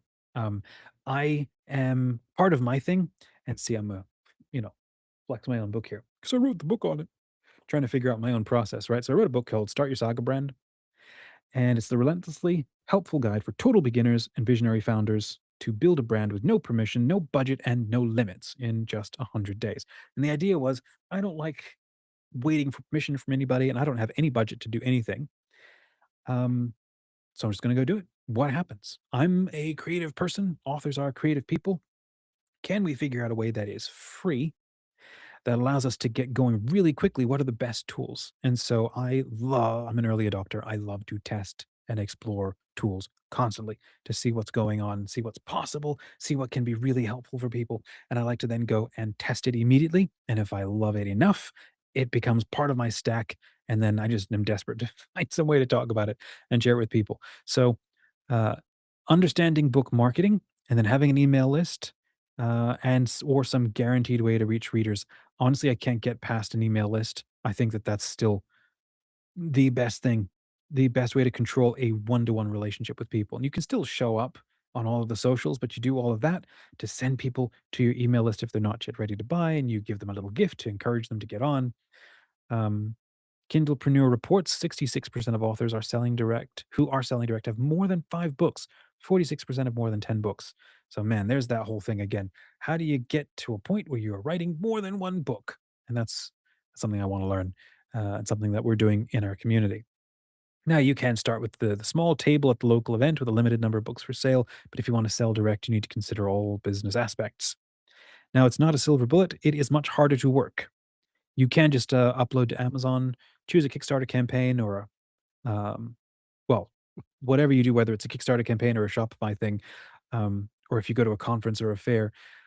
The issue is, does anybody know about you? Are you partnering basically with an algorithm for people to discover you? You're partnering with KDP and Amazon to have your book be discovered. No guarantee about that ever, obviously. They probably want you to run ads, and they want more of your money so that they can then pay you money. Um, and then keep half of it, whatever. So the question is, what kind of algorithm can you partner with? And because that seems to be the only way that you can actually reach people, unless you can partner with something that already has reach, or like a newspaper or a blog or a podcast or a bigger YouTube channel, and you don't have to build it yourself, but you can go kind of borrow theirs or add value to theirs so that you can then get attention from them. And unfortunately, if you are going to be indie, you do have to learn different ways to market. And that right there is like with everything, I'm always going to recommend you got to find your own way. Because if you're trying to do somebody else's way or the wrong way, you will not continue with it because you won't love it and it won't work. Okay, it's so much harder to sell direct. So let's keep going. You need a business mindset and business practices. So you got to pay up front. That's true, unless you can figure out a free way to do stuff, which is the number one thing I like to figure out. How do you find a free way? You got to be proactive about marketing. You do have to be proactive. You got to show up and you got to do stuff. Uh, it takes a particular kind of person to do that. There are some people who have nothing to sell, but they got all the proactivity in the world. I yeah, am very interested in that idea because that means there are some people who are just born to be on stage, born to be talking or creating or reviewing. So, what if you team up with like 10 authors and you become their spokesperson? You create a channel around interviewing just those 10 people. Like that to me is really an interesting idea because it's not possible to do everything. Just think of what is it? It's called The Greatest Show. Yeah, The Greatest Show, right? With P.T. Barnum and Hugh Jackman. He doesn't have the skills to do anything, but he's got the showmanship. Everybody else had all the super cool skills or the interesting things, so he just brought them all together and he went and sold access to them, and then made that experience exciting. So I think there's going to be a very interesting opportunity there. I mean, we see this online all the time anyway. Influencers, they're reviewing everything. That's exactly what they're doing. Same sort of thing. You need to be a lot more proactive. Now, selling direct brings advantages. It sets you apart from the bulk of digital only authors who are still only uploading ebooks to Amazon. It seems like a lot of people you upload direct to Amazon. If you don't have any sort of follow up on your own website, an invite for an email list, ask for reviews, if you don't do any of that stuff on your own website, um, you're just simply trying to sell books and you're hoping it'll sort of be a total hands off experience. I don't know that you'll enjoy. I mean, you might absolutely love it that way. There are some people who definitely do. I wonder if your audience is going to absolutely love it that way because we are in an era now where you can have almost a one-to-one direct relationship and conversation with your favorite authors. Now, the authors, this goes back to our earlier conversation about boundaries. Authors may not want that all the time. Okay. Um, the beauty of selling direct is you do get your customer data. You can follow up with them direct. You can go, hey, if you love that, you're going to love this. And you don't have to wait for Amazon to sort of send that out to them. You can just send them an email. That's pretty cool. If you don't know who bought your books and don't have a guaranteed way to reach them, you will be more easily disrupted when things change. I can't get around it as well. Email continues to be king. I cannot figure out and have not found an alternative. Even with texting. I mean, I don't know if it's just me or thing or a millennial thing. I do not like being texted. I live in Messenger. There's my email inbox that I unsubscribe from things all the time that just don't matter to me anymore. Um, but email is still the number one way to get, you know, my attention if it's not urgent. So I there's no way I can trust social media because I'm following so many accounts. Like that's probably you too. You're following so many accounts all the time. You can't remember who's got a new update or whatever. I think it's really hard for creators to try to stay on top of things by being on social media. So, 45% of the most successful direct selling authors had over 1,000 subscribers on their email lists, with a clear positive correlation between email list size and monthly direct sales income. Over 15,000 subscribers, they earn 20 times more than authors with email lists under 100. I mean, that just seems insanely obvious, but there it is. I'm trying to remember what the name of that book was, where the author talked about. I don't even remember, but the author talked about having an email list is like having the freedom to print money. When you need to do something, if you've built an email list of people who like you and want to hear from you, and then when you have an offer, again, assuming you're not spamming them all the time, um, when you have an offer or you need to make income, you then send them an email, and some percentage have a high likelihood of converting and buying the thing that you're selling. So it's like, ooh, I need extra money this month. Let me go do a thing, create a thing, sell access to a thing, and X percent is going to be a small number, of course. Will then buy. But if you have never spent the time building that up, it can be so much harder. And so that comes back to the other question. If you want to be the indie author, and you want a sense of control over your own thing, then how do you learn some basic marketing so that it stays fun? You don't die, right? Selling direct does mean faster money, sometimes the same day or the same week, and you don't have to sell all your formats directly. I am interested in this kind of thing here. You sell Kindle books or you sell ebooks on multiple platforms, and then maybe there's print on demand books, and you might have like a special cluster of books that you print through Book Vault that are personally signed that you might actually send out. That's like super valuable because you touched it, your direct hands are on it or something for your super diehard fans. Um, you might release like a first couple of books out through Kindle, right? Or what other print on demand, right? Get those books out into the system, and then have some other books that they can only buy if they go straight to you, straight to your Shopify, straight to your store. So you're kind of getting the best of both worlds. You're putting out a sort of a not a loss leader, but that might actually be the right word. You're putting out something into the world. Algorithms are picking it up. You could maybe run ads to it, and then if people like that, then they want the next one because you were super crafty and you ended it on a cliffhanger, which is whatever, very cool. And then they want the next book, then they have to go direct to your website to buy that. I think that's a very interesting way to go. So, all right, more tips. The novel marketing podcast. So maybe check that out, and I'll put a link to this in the description afterwards. Okay, among other things, a fixed monthly fee for a store doesn't match how most authors make money from books, which is more in spikes. This is true. This is why having something that can be completely free, where the platform makes income when you make income, I like those kinds of arrangements. Which is the major reason why I've never signed up for a lot of writing tools or a lot of writing services because my creativity is in fits and starts, and I don't want to be paying for something or locked into something. Um, so I want it to be as free as possible, or I want control over what I'm doing. If you haven't figured out marketing direct to your store can hurt you depending on what you are paying for. So out the gate, don't go for expensive stuff. What can you do with free? I think that's always important. But I may be wrong. You may have enough money to burn on stuff. And so good. And you may then therefore have a better chance at succeeding. So do you. Let's see.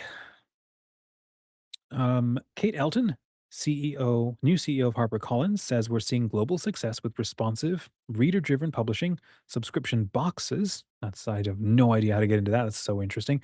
TikTok shop, and crucially, developing strategies founded on a comprehensive understanding of the reader. The more you pay attention to people, you hang out with them, more people like that. And then AI enables us to dramatically change the way, come on, my cursor doesn't scroll. AI enables us to change the way we interact with and grow audiences. Opportunities are genuinely exciting, finding new ways to help readers discover books they will love, innovating in the ways we market and reach audiences, building new channels, adapting to new methods of consuming content. So we're going to keep seeing this.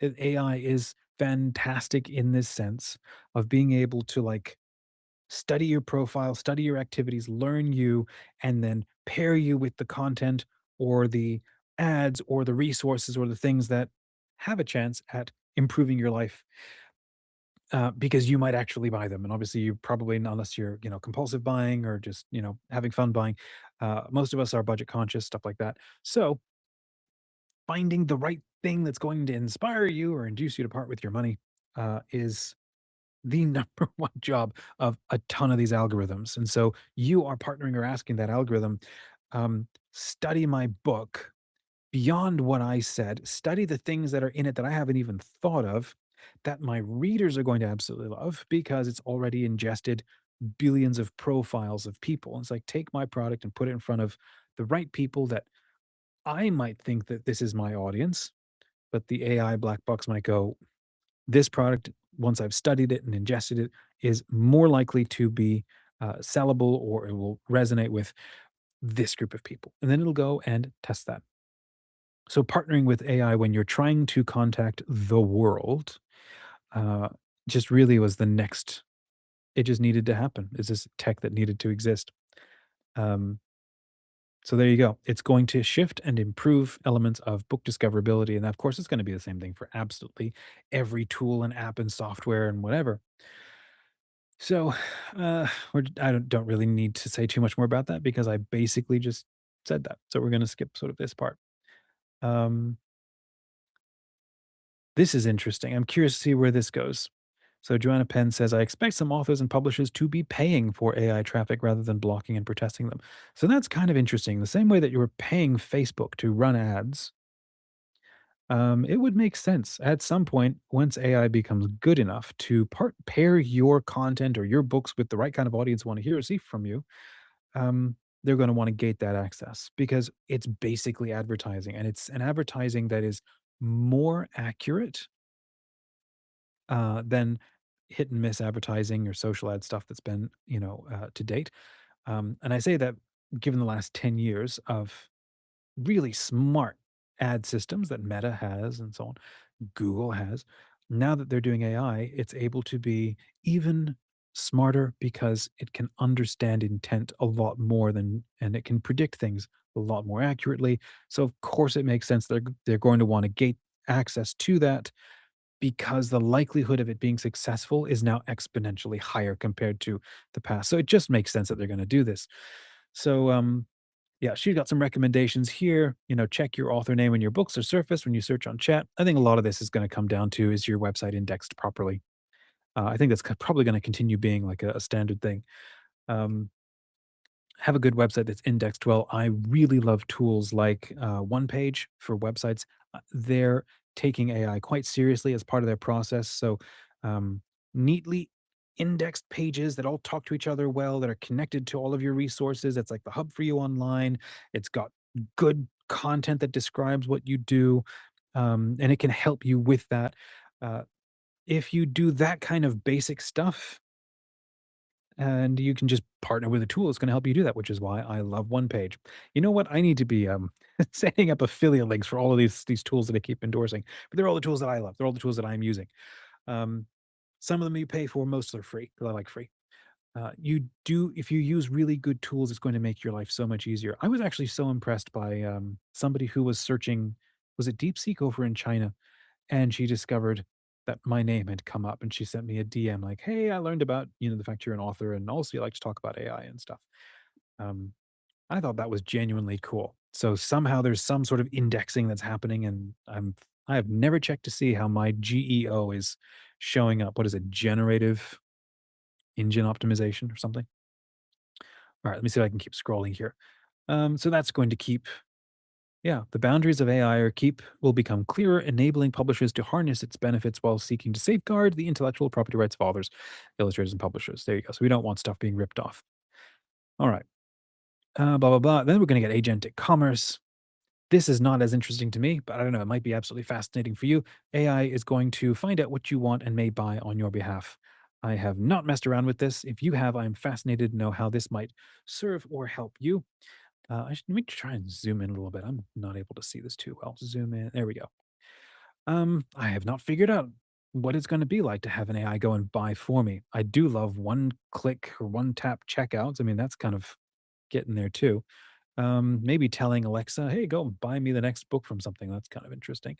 This is fascinating to me. Using chat to find fiction and nonfiction books because the Amazon interface is polluted by ads. That's intriguing. I've not done that. That's kind of an interesting thing. Like imagine you're chatting, like journaling with AI every day, and you're like, "Hey, based on what you know about me, what are a bunch of books that you think I might really like?" There's a chance that might be a lot more accurate than what you think. Because when we're on social and we're liking and sharing stuff, sometimes we're mercy watching, mercy liking, virtue signaling. And so there's a persona that AI is sort of tracking around you that you may maintain as a highly cultivated one. For example, me, I'm never on Facebook. It's been a long time since I've posted anything or really engaged with anything. So that persona that AI has built up around me is probably outdated if it's still trying to sell to me. Whereas I've been chatting with chat every day. I think chat said, "Hey, I'm part of the top 1% of chat users after my 2025 user wrap up thing." My wife said she was in the top 0.1% of daily users. So ads or recommendations are going to be really accurate, which honestly, that's the best outcome um, to avoid wasted time. Really, right? to get exactly the ad that matches or that works for you. So let's see. Um, Walmart is partnering with OpenAI to create AI first shopping experiences. I don't even know where this is going to go. So it's just interesting. We'll have to see what happens. Amazon, she's saying, I'm calling it for 2026. Amazon will sign a commerce agreement with OpenAI sometime before the end of the year. So we'll have to see what that means. She says, someone could be having a conversation with AI about what to read next, and within that same conversation, purchase a book without ever leaving the chat interface. This is already happening within TikTok and social commerce, and it clearly works for many authors, so that's fascinating. This will likely stratify the already fragmented book ecosystem even more. Some readers will continue to live only within the Amazon ecosystem, others will be much wider in their exploration. I am not sold on anything. I mean, I do say that I live in Kindle because I can't afford to be buying a ton of books. So I love my Kindle. But this is also how it's going to work for products. All right, we need to keep going through this. AI assisted audiobook narration. So that's going to be so interesting. AI audio narration has become so good. The tech has reached a level of emotional nuance that made it much easier to create satisfying fiction audio. I will believe that when I hear it. I have not yet heard it, mostly because I don't have time for a lot of audiobook narration. But if you're an author and you're thinking about this, I've half thought of just simply reading my books aloud and maybe putting them on like Audible, but frankly, I'm too much of well, not a cheapskate. I just don't need or want to make a ton of money off of my fiction. So I just want to put the audiobook up on YouTube, for example, and just sort of let that get out into the algorithm because I love looking for free audiobooks. And then putting a link to buy my book in the description. That's a test I want to run and see what happens. But I plan to read that aloud. Need to figure out how exactly to make that work. Famous narrators and voice artists who have an audience may still be worth investing in because it's also part of the experience is knowing there's a real human being and then a specific human being, kind of like oh, what's the author for Gollum? Not the author, the artist for Gollum. Um, I forget his name, but the artist, and he read aloud Lord of the Rings. I mean that's an experience to want to show up for. I'm down for that. I don't think that that's ever going to go away. Um, I think that being human matters a lot more to us than we think. There's sort of the cool part of things, but then there's the uncanny valley when something is almost but not quite totally human and we don't know why. And I think that if you keep messing with that too strongly, and I think that a lot of that is happening today, if you keep messing with that too strongly and try to bridge that to effectively um, make people believe that something is real that isn't, there will come a point where we will get so ticked off by it or unnerved by it or just weirded out by it. I think it's a human default to have that and to be concerned about that. Um, I think it's going to cause a reaction. We're going to push back. And I think we're already seeing that. There's a point at which we can accept and understand how different kinds of art are created. But there will also come a point where people will be trying to bridge that uncanny valley and they might get it down to like a thin sliver, but it will still not be 100% of a thing. And when that becomes everywhere, ubiquitous, there's going to be some sort of a reaction because I believe that being a human being matters to us as human beings, especially if you're trying to live an intentional, real human life. We want to connect with and chat with and learn from and integrate with other actual, real human beings. So there'll be like a phase where, oh, it's kind of fun and weird and cool. And then there comes a point where it's like, I'm tired of using this smartphone. I want a dumb phone. And a lot of people get off that and they'll go back to like taking walks and just detaching from everything and then rediscovering third spaces. I'm just kind of fascinated it all happened inside a single generation. It's like all the cyberpunk people, I'm guessing, are like really kind of bummed out because like, man, I really wanted to get to the whole Blade Runner thing. And within one generation, we're already like, you know what? Maybe we just need to detach and go to Tuscany. And then that just gets billions of views or something. I'm sure Tuscany is happy about that. So anyhow, it's just fascinating. It's within a single generation, the human thing is pushing back against uncanny valley stuff.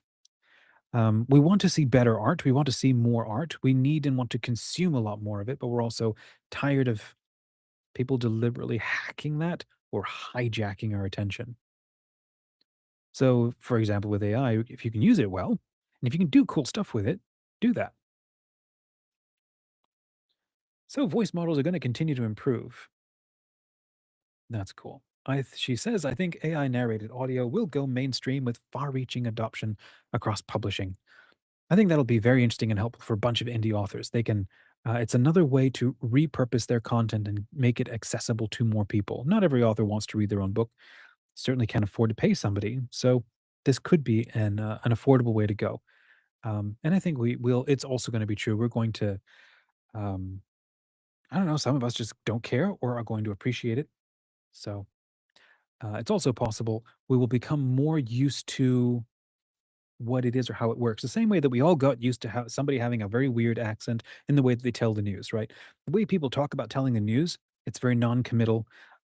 It's very formulaic. It's very unusual. It's very like it is its own accent, its own prosody, its own way of talking that is completely unnatural. It's completely created. There got to be a point where we just completely accepted it. Um, I think that, when we get more AI, instant translation for YouTube videos, for example, these are tones of voices that we're going to come to accept that in this context, this is how it's going to sound. Um, for some of us, I think we may also do this with fiction, and AI narrated audiobooks. So we'll see. I don't listen to enough to know. If you do, tell me what you think, in the comments. I'm not exactly sure. 11 Labs. Yes, 11 Labs is also pretty amazing. So, oh, look at that. She cloned JF Penn cloned her voice, and then she used a male voice for her novels. Pretty fascinating. So she clearly labels her AI narration. That's the thing, I think. I think it's smart when something is an AI printout, and just to be honest about that, especially if you're trying to make money off of it. If you're partnering with AI in the sense that you are the creator and AI is the tool that's helping you to create something, well, that's different. Um, but especially if you're trying to sell audiobooks, I think this just makes sense. And there are lots of new tools. So, yeah, watch out for your rights and all of this sort of thing. All right. I think I'm getting a little tired of talking. Who'd have thunk? It's been 2 hours. So, let's keep going. Traditional books, publishers are experimenting with AI assisted audiobook narration as well. So, if this interests you, go ahead and check it out. And then we've got translation. So we started talking about this already. It's just pretty amazing. It showed up on YouTube. So I'm going to skip this because I already kind of talked about this, but there are a bunch of other tools. Globe Scribe, Scribe Shadow, Kindle Translate. I mean, that's going to be fascinating, especially if they're able to figure out the nuance of translation, because anybody who's involved in translation routinely will say like how hard some things are to translate. Um, I'm very interested to see, what way smarter people than I have to say about how this is going to work. Like, if we're having a hard time with like the Bible, and we need so many versions of the Bible every month, a new one comes out, it seems. Although I wouldn't know because I don't follow that. But it seems like there are so many different versions. Um, I mean, I grew up speaking French. And so there are some words that are untranslatable. And there are some words you need to like recreate the whole sentence in a new way. It's just going to be fascinating to see how this can work.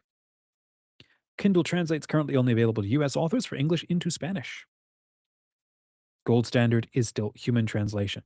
Because, and yeah, also because what can happen here is that a human, can also decide an audience and a point of view and then translate for that, which is why we have so many different versions of things or why translations can be different. Because it can also be audience dependent or intention dependent. And that's kind of why like specific phrases or prayers or something can be like impossible to translate because you got to nail down like one version of what an author could meant. What happens when you deal with what I have understood? This is how Hebrew works, for example, where it has they speak in puns. What do you do with that? How do you translate that? Like it's an insane complex brilliance of ancient language, I think like Assyrian or Babylonian, right? Or Hebrew where they speak in puns and they might intend all of the meanings. So it's like you gotta show up with a ton of understanding to be able to even read the text. So it's yeah, I don't know what you do about that. Let's see. Some of these AI translated books will be slop, but readers are not stupid. And I think that is going to be true too. I think we're going to see a lot of voting. with our funds. We're going to vote with our feet. We're going to vote with our finances. And there's going to be, I think, a lot of books. You know what's kind of happening a lot is when you don't log into an account for a long time, they shut down the account, whether it's Gmail or Twitter or something. I'm kind of curious to see what happens. Like if there's zero sales on a book for a long or for a period of time, are they going to shut down that book? I'm interested because I went to go search for a book topic, and the number of AI slop books that showed up were really, really kind of depressing. You know,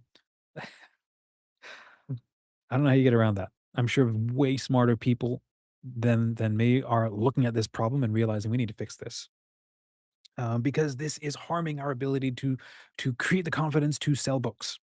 You can't sell the product if you've got, you know, factories of bots trying to strip mine your catalog of sales.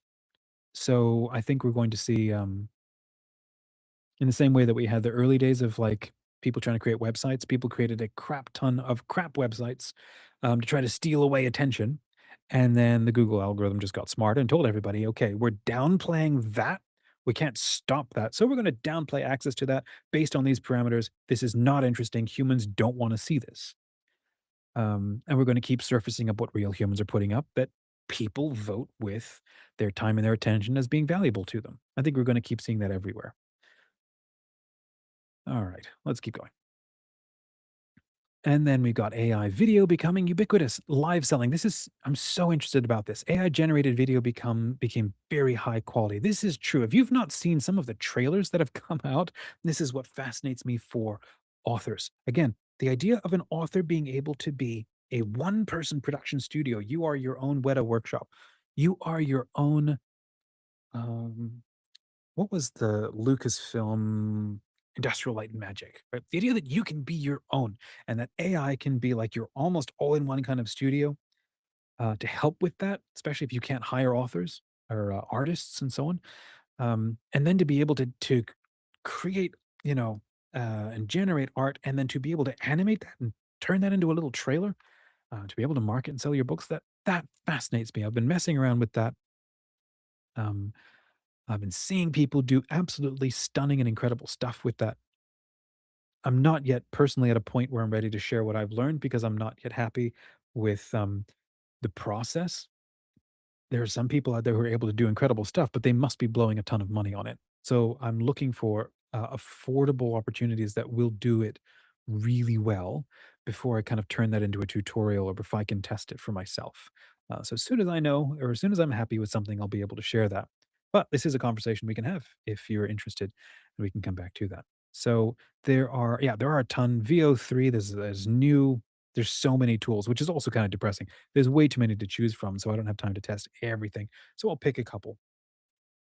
What I definitely don't like is using AI to generate the script, generate the whole video, and then ship it to YouTube. That I don't like. I don't think I like. Um, I think that stuff like news, like in the instant news, um, AI can be very helpful. Assessing or assembling a ton of different resources and then understanding that and then assembling that, like, okay, that can be really helpful. Um, but when it comes to like teaching, the downsides with AI is that it constantly hedges what it says. Um, because it's got lots of safety parameters in place. So unless you train, for example, an AI for a specific audience, there still comes a point where every time I see like, videos that show up that are just straight up generated. It's like you just shipped straight out of the generator. Um, I can't trust it because I don't know who wrote it. I don't know what's behind it. And I mean, that's the same thing for everything that a human creates anyway. We still kind of walking up to that and going, am I sure I trust what you have to say? Let me see if I can find two or three other people who are also saying the same sort of thing from multiple viewpoints to sort of, we're triangulating truth. um, But AI video can be sometimes, just not only some of it can be like, funny and hilarious, especially when it's, like, creative and, um, I do think there's a difference between slop. Humans can create slop and humans can create art, or at least interesting stuff. I need a word for slop that kinda sounds like or as short as slop but isn't. I don't know what it is yet. because it's not art. Some of it can be interesting or helpful, but uh, there's some, yeah, humans can create slop. AI can create slop. Not everything that AI creates is slop. It's just not true. And there are millions and billions of views of people watching ASMR fruit getting cut, glass fruit, just because it's like, this is so cool and interesting and weird. And okay, yeah, it's probably brain rot, but that's still different. Um, we had brain rot before AI showed up. So it's like, it's a matter of like what it is and what you're doing with it and how good it is. And some of it is really bad and dumb, like, you know, whatever. You've seen it, multiple fingers. Real artists are going to use AI to do really cool stuff. People who are not artistic or who are trying to game a system are going to use AI and just not care. And I think the market will show up and just not buy from them. And so then they will just end up being self-selected out, or they will self-select themselves out. Anyhow, so um, yeah, this whole thing of short form video, this is something that interests me in the sense that I am not good at it. Now, there are some people who are really good at it, and they've got an excellent ability to be able to create it, understand it, and then to do it. And I just can't. So, uh, creating book trailers is awesome. Um, I just don't, yeah, I'm not sure that using AI to create video that way is a good idea. I do think there's a fantastic opportunity to be repurposing, for example, videos from like Artlist or Story Blocks, right? That's actual real footage. And then to have AI deeply understand what's in that footage. And then you say, I want to create a book trailer, or I want to create a movie trailer, or I want a ton of B roll added to my interviews. And I want you to go and use these incredible libraries of videos and then add that in to help create visual interest in my thing. And then, of course, go through and double check that it actually looks good, or at least is accurate. Um, I think that is insanely helpful. I don't like the using AI to auto generate and then ship footage for something like the amount of extra work you end up having to create for yourself if you're trying to be honest about and real about what you're doing. It's like the extra work just isn't worth it for me. So trying to be genuine and human, this is kind of the thing. The more we see stuff that you can't trust being shipped, I think the more we're going to turn to wanting to see real people. I think I'm probably going to wrap here. 2-hour live stream, I think it was probably good. So, despite AI tools getting so much easier to use, you still have to prompt them with exactly what you want. You do have to learn how to make a good prompt. And that is a skill to actually learn. You'll have to learn to do things like storyboarding and breaking out all the different parts of how to create like a book trailer. Um, I've messed around with those in the past. I've made trailers in the past for different projects or clients. Um, I'm very interested to kind of be able to come back to all of this now that we can now um, generate trailers based on the artwork that we create with our own stuff. So this may change with generative video ads, likely to become more common. We'll just have to see what this even means. I think there's going to be a small group of us, creators and artists, who are going to be able to use this. I think that the hype around anything ever, especially the last couple of years, is overhyped and is silly. So I am still not completely convinced it's going to take away all of the jobs that we think it is. I'm not yet convinced that it's going to destroy creativity and artistry everywhere the way we're told. Um, I think it's going to continue to be very good, but it is not going to solve everything, and it's not going to be able to be used everywhere. And we're all gonna, yeah, I think the bubble's gonna burst, and we're gonna realize it was way overhyped. And there's places where it's really dumb, and there's places where it's really smart, and it's basically always going to need a human, because a human is operating at a category shift level. It's like AI is working in 2D and humans are working in 3D.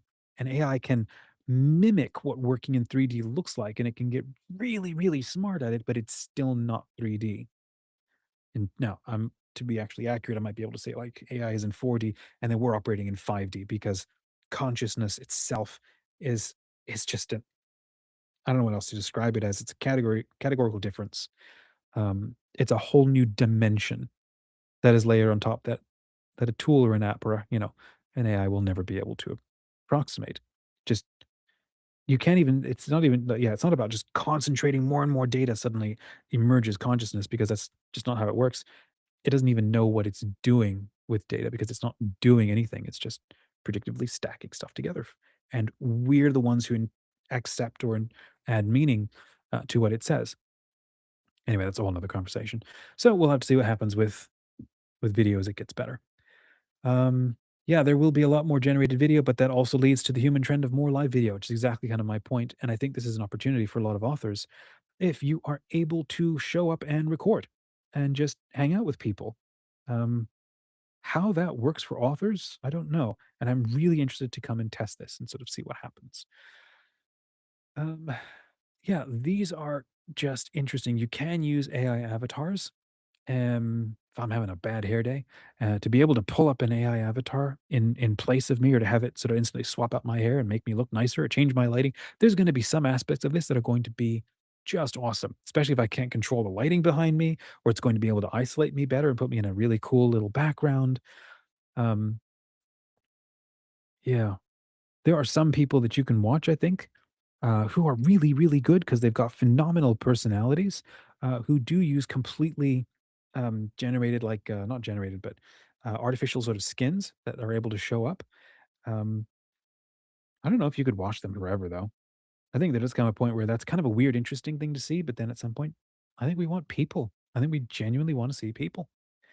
Not just the fact that it's an imperfect human element that make it stand out. Like, I think it's a little bit silly. People are like, oh, it's typos, and let's celebrate all of the flawed writing that on Substack or whatever these blogging platforms are, because these are indications that it's made by a real person. And I'm like, no, that's you're just dropping the sense of seeking excellence. I'm not going to celebrate mediocrity just because it's human. I do want to keep finding a way to celebrate human, authentic human excellence that might be augmented or empowered by the right kinds of tools that are going to help that. Yeah, so there we go. Deep fakes are getting better. Everything that made creators matter, the ability to be real, to connect, to have a voice that couldn't be faked, is now suddenly accessible to anyone with the right tools. That is true. But the problem is, just because you've got the tools doesn't mean you have the vision or the ability to execute or to actually connect with human beings. So I don't know. We'll have to see. Have to see. And even if we, I don't, I take that back. No, we don't have to see. We will see what will happen because it's going to be like a freak show. What's the new weird thing that is possible? But hey, it's like Jurassic Park. What does Malcolm say? We thought so long about whether we could, never stopped to think about whether we should. And I think there's always going to be people who will be first at the table to be doing whatever they can to strip mine attention and and access and microtransactions, and then they're gonna be pushed out because they're peeing in the pool for the rest of us, and, I don't think we want that, and I don't think bigger algorithms want that, the algorithms of the actual platforms like Amazon and Meta and so on. Because if people stop showing up because it's just basically bots talking to bots, dead internet theory, I don't think you make sales on a dead internet theory. I don't think you build anything viable or helpful. I mean, if it just because it's like this it's so dumb for me. Sometimes I'll play a computer game, Counter Strike, and I get onto a level, and I see all the bots standing in corners, not doing anything. Nothing. They're not even shooting each other or playing a game. They're just standing around trying to cash in on loot, and then they vote me off instantly. And I'm like, what? This whole thing was created to serve me and my experience of being able to play a game. This is stupid. Um, Obviously, the game developers have to take it, find a careful way to not alienate their base and whatever. But at the same time, it's like, come on, some of this is just dumb. So this whole, dead internet theory, it's just simply bots talking to bots. Like I remember they were talking about laying down the transatlantic, international cables around the world. Oh, more than transatlantic. The ones that run under the oceans and stuff to connect, these major places of the world together. And they were like, yeah, was it 50%, 60% of everything is just bots talking to bots, automated bots talking to each other, not even people. And I can understand as you have a lot more automated things happening and double checking and verifying, and all of that makes sense. But when you get chat rooms that are bots talking to bots, or when you get bot armies showing up under videos paid for by other people, and people just stop showing up because they don't trust the experience, they don't trust the environment. I don't see a system surviving. You need a radical change. You need aggressive things to sort of pull it back and try to fix it. That's my sense of what's kind of been going on with X. They're trying to identify people and kick all the bots. Some of them, most of them, a bunch of them. Same thing with Spotify. We talked about this in the last news thing that I shared, where Spotify has a real bot problem. Again, these factory shipped. Some of it is slop, and some of it is just cool stuff that is created. But the problem is that microtransactions or whatever, or payments or royalties are being sent to bots, and there's no way humans can ever outperform or compete with a robot. It's the whole John Henry versus the steam machine trying to beat through a mountain. At a point, you sort of step back and go, what do you win by smashing a hole through a mountain and trying to win against a machine that is engineered to outperform you at a task that is destructive to the human person? Go and do other things that are better for humans to do than beating holes in a mountain with a hammer. But when it comes to things like creativity, I don't like, and I'm with everybody who's mad at the slop that is strip mining access to the human family. So I like the idea, and it makes sense to me so far of having verified human IDs for things. Um, for like Spotify, if you want to get money, like yeah, like in my case, I might be playing around with AI music. Um, I don't expect or want to make any money off of it, so I could opt out from doing that because I'm just doing it for maybe some fun or because it's cool, but I genuinely want real artists to get paid for it. If you're an author, like in our community, actually write your own stuff, because you've then earned an opportunity to make income off of that and royalties and stuff because you actually did the work and you put it in. So anyhow, I like this here. We like to talk about AI slop, but there is a lot of amazing AI content. We're going to start seeing more and more realistic. And again, I want to draw the caveat. Uh, amazing doesn't just mean, or amazing AI content doesn't just mean there's more and more of it that is better, that bridges the uncanny valley, and it's just more inventive. It's like, no, um, more creators are creating and using AI to help with their creativity. And that is different because there are a bunch of people who are not creative, who are maybe agenda driven, merely profit driven, and who are shipping whatever AI creates without any editing or without any tweaking or creative vision or intention. That's why, again, creators are the best people to learn to use AI because you will understand how to use a tool and not get lost in it because you have a vision, you have a goal or a purpose. So there you go. The bar is going to shift from can you create to can you make something that only you could create. I think that is absolutely fascinating. And again, this is what AI allows more people to have access to be able to do.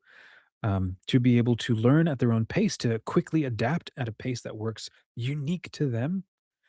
Um, Again, authenticity is fast becoming a scarce resource. The creators who succeed will be those who figure out how to maintain their authenticity even when it can be simulated. This is such a cool and interesting conversation. A lot of personal content on Instagram now is unpolished. It's blurry photos and shaky videos. Like again, it's well, there you go. Look at that. Flattering imagery is cheap to produce and boring to consume. So we do want stuff that feels real, but I don't. There's a point at which there's like a pendulum swing. Everyone goes like everything is so overproduced. Now we want show us the zit marks and the bad hair and the bad lighting, and you're like just crashed on your bed. And it's like it's real. And it's well, there's a point at which everybody sort of tries to cash in on that, and they fabricate. They fabricate that. And you're like, I don't know. There's a point at which I don't like mediocrity. Um, And then I don't like monoculture mediocrity and then trying to cash in on it because then it's like professional mediocrity. And at this point, it's like it's such a weird head trip. It's like, okay, let's just focus on excellence. How do you focus on excellence? And this is the other thing for a lot of us. Sometimes you don't have to be better than everybody else. You just have to outlast them because whoever's trend chasing probably won't last. But if you're a genuine human being, you're genuine. You're going to keep showing up. You'll be predictable. You'll be reliable. And with everything that keeps going crazy, I think reliability is a more valuable thing than, constant cultural relevance. Be relevant in the sense of resonant and that you know what's going on, you can speak to it and you're engaged in it, but don't lose you. Don't lose don't lose who you are. So there you go. Imperfection can become a signal. That it can be true. Rawness isn't just aesthetic preference, it's proof, it's defensive. I don't know. This could be a thing, this could be just a personality thing, and I just might not be the right person for it. And other people will absolutely love it. Um, she's interesting. She says, yeah, she challenges on it too. Oh well. I think this is exactly what I'm trying to say. In a world of infinite abundance and infinite doubt, the creators who can maintain trust and signal authenticity by being real, transparent, and consistent will stand out. I think it's absolutely true. I think it's been 2 hours and my voice is giving out. I think I'm going to cut off early. But if you got any questions, you can drop it in. And then this one here, like this is such a dorky thing. It'll be fascinating to see how that goes. I like following meta ads and see what happens. But we're on the edge of it, and it's going to keep getting better. As she says, I would love to outsource more marketing tasks to AI. I agree, I would too, as long as there's a way where I don't feel like I'm getting swept up and lost and half forced to ship slop. Now, if I can ship excellence that I believe in, well, that's going to be amazing. So imagine being able to upload a book and specify a budget and say, go market this. And then it actions the marketing without me having to cobble together whole workflows. Like, okay, honestly, that sounds kind of amazing. And I think it is definitely going to come because there are so many people who have really beautiful and cool things to say and zero ability to spend 100 hours or 1,000 hours or 10,000 hours figuring out how to learn a whole new skill amid everything that is happening to all of us all the time. So there you go. For authors who find ad creation overwhelming or time consuming, this could be a game changer. Yeah, well, you still will need a budget. So there you go. It's going to be interesting to see what happens. And then 1,000 True Fans becomes more important than ever. A lot of authors and publishers are moaning about the difficulty of reaching readers in an era of AI slop. But there's no shortage of excellent content created by humans or humans using AI tools. And that's just again really fascinating to me. Never been a fan of rapid release. If you can't keep up with the pace of the machines, well, we can't as humans, so play a different game. As Kevin Kelly wrote in 2008, if you have 1,000 true fans, known as super fans, you can make a living. Now, if you're content to make a living, not a fortune. Again, I mean, today, can you imagine being an indie author with 1,000 true fans? So that might mean, like, I don't know, 10,000 semi fans. And then every time you send out an email with a new book, 1,000 of them drop their lives and throw $10, throw $25 at you, and they buy your book every time you publish something. If you have 1,000 of those, I genuinely think the big traditional publishers and outlets and movie producers, they're looking for anybody who's got that level of success going on, because if you do, man, if there's 1,000 people who wanna hear what you hear, there's probably 100,000 to maybe 1,000,000 people who might also actually really like this too. Um, so that's such an interesting indicator to me, and I think it's gonna continue to be true. Um, and you can go ahead and sort of read through this. If you've never heard of this idea, it's a fascinating little thing. Again, it indicates you don't need if you don't want to make a fortune, if you want to make enough to live only by writing, a fantastic metric to aim for is 1,000 true fans. But that does mean you need to do enough or a lot and be regularly outputting to build up an audience that can pay attention to you at all. And so you'll need to maybe have 100,000, maybe have 10,000, maybe have 5,000. I mean, if you're incredible, you might curate an audience that is exactly 1,000 true fans that actually buys from you every time. And then she sort of runs, some numbers. If you only make a $2 profit on an ebook, you'll need to sell 500 ebooks to make 1,000 and then do it again next month. That can be really tough to do unless you're running ads. And so that means you're then, how much are you making back? That's going to be a good question. If you have a small community, right, where people pay $2 or more a month, well, I think that is something I'm very interested to see what happens. More of this Patreon style stuff for authors, where they continue to get access to your books if you were to be able to have the mental freedom to be able to keep creating, like you're shipping chapters or short stories or hanging out with them or giving them early access. Some authors really thrive on that. So if you could make $20 profit per book, and this is what you do usually with high quality hardbacks or bundle deals or a whole series of ebooks, and then you'd only need to sell to 50 people. And then again, just thinking about these numbers, if you've got $100 profit per sale, my goodness, what would you need to sell?